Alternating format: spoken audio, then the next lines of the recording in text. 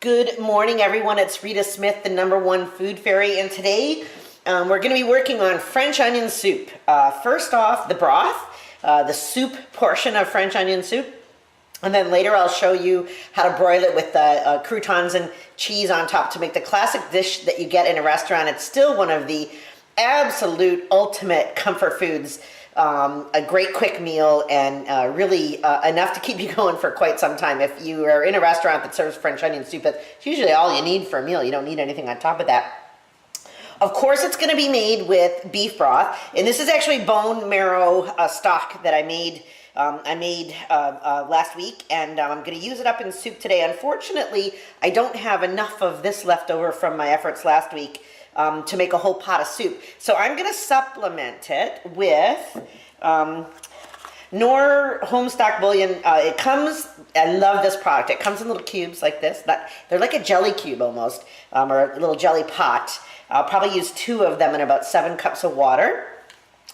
They melt really easily, and they do not have that salty chemical taste that you get in the cubes. I think this is actually one of the best products that Knorr's come out with. All their products are good, but I really like this one. So I'm gonna make some commercial broth to go with my homemade broth, and I'm sure that that'll be very good.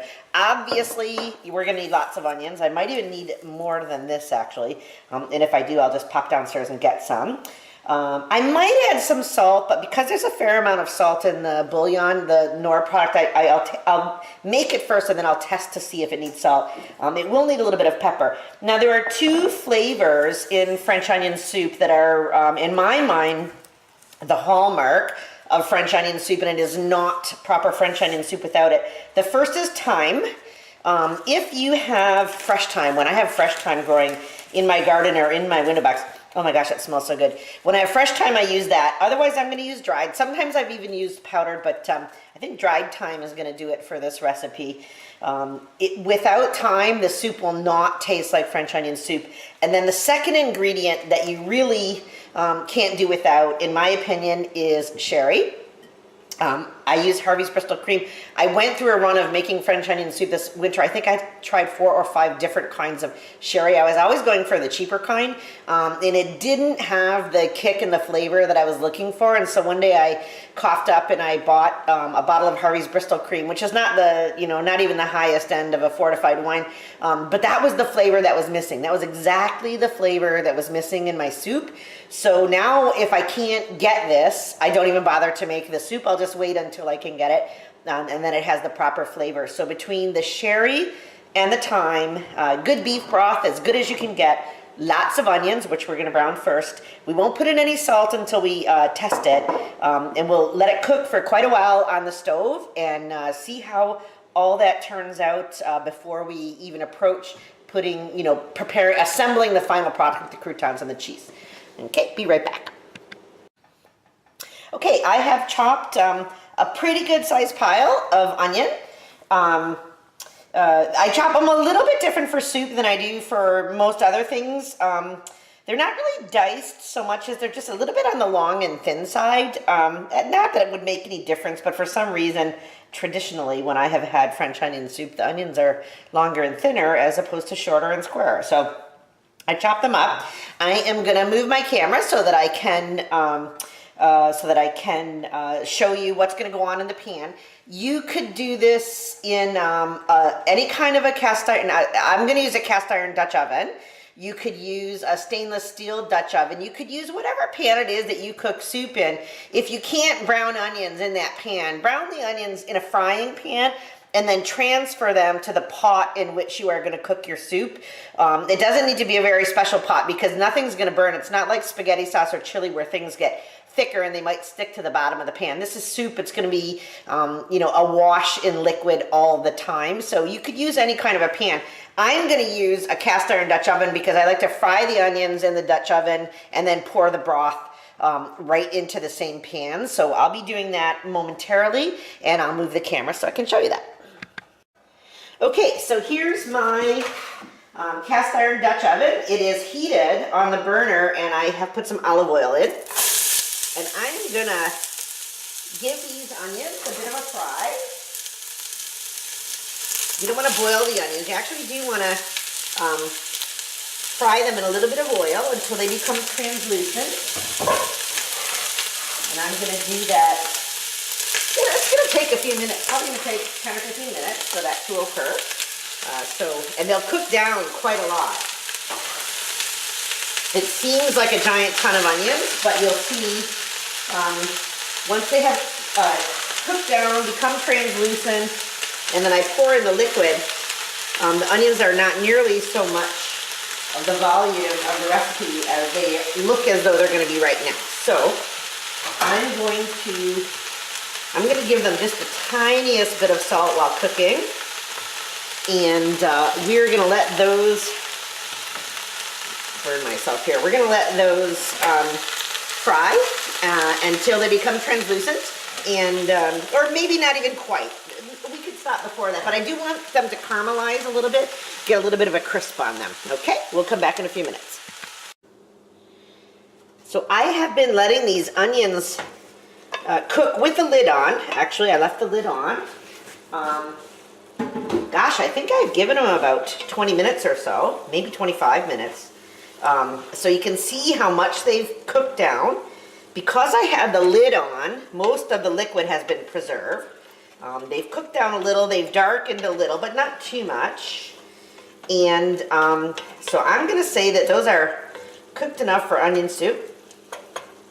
What's that piece of skin? Okay, I'll get rid of that. Piece of onion skin. Okay, so first thing I'm going to put in is the homemade beef broth, because we certainly want to make room for all of that. Okay, so there's the bone broth. In it goes. So I think we'll have room for everything. Okay, so that's gonna simmer away. And then because I didn't have quite enough homemade, I used some of the Knorr, which I really like a lot. It really has a really nice flavor. Okay, so in that's gonna go, and there's about 8 cups of that. Okay, so all together we've got about 12 cups of broth, and I think I put 5 large onions in there. Okay. Oh, that looks about perfect proportions. Now, the 2 very most important things for French onion soup is going to be thyme. And I'll put in, like I'm going to say, that's 1 palmful. Maybe I'll put in just a tiny bit more than that. You know, that's probably about 3 tablespoons. Sorry, I don't measure these things. About 3 tablespoons of dried thyme. I would use powdered if I didn't have dried, and I'd use fresh if I had fresh, but I don't. So I'm going to put in dried, and I'll taste it later to make sure that there's enough. And I'm now going to turn the temperature down. The onions were sauteing, so that was pretty high. I'm going to turn the temperature down to about 2.5, and I'm going to leave the lid off now. But I am also going to, at this point, add the sherry. That might not even be like quite enough sherry. If I was in town, I might buy some more. We'll see. Anyway, oh gosh, I love it. It's going to add such a nice flavor. In it all goes. All the alcohol cooks off, so if you don't drink alcohol, the flavor is still worth it, even though the alcohol cooks off. Okay, so we have here the beef broth, the onions, which we cooked ahead of time, which we pre-sauteed.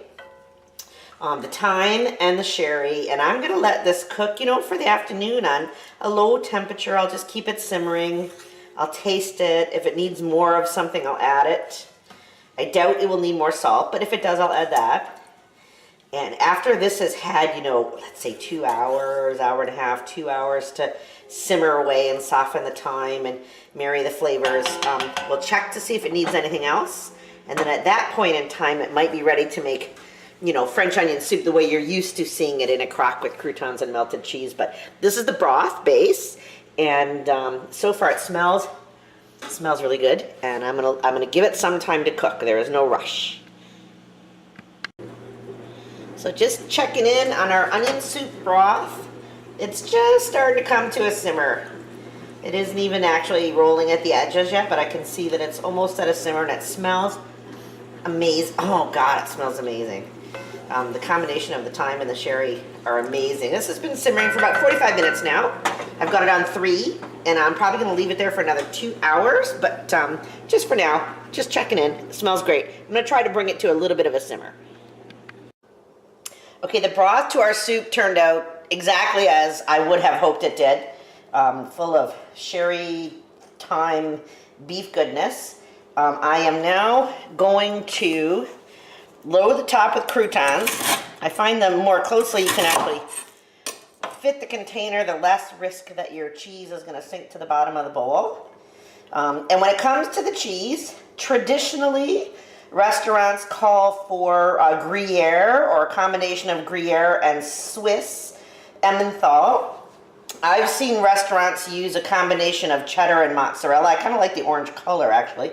I've seen restaurants use variations on the Gruyere and Swiss. Myself, I kind of like a combination, and I want to try to do a good job of loading the top before it goes under the broiler, so when it melts down along the side of the bowl, it has that really nice cheesy melty look to it, and hopefully I will not sink my cheese to the bottom, which is the risk. So I'm going to put it on a cookie sheet, and I'm going to put it under the broiler.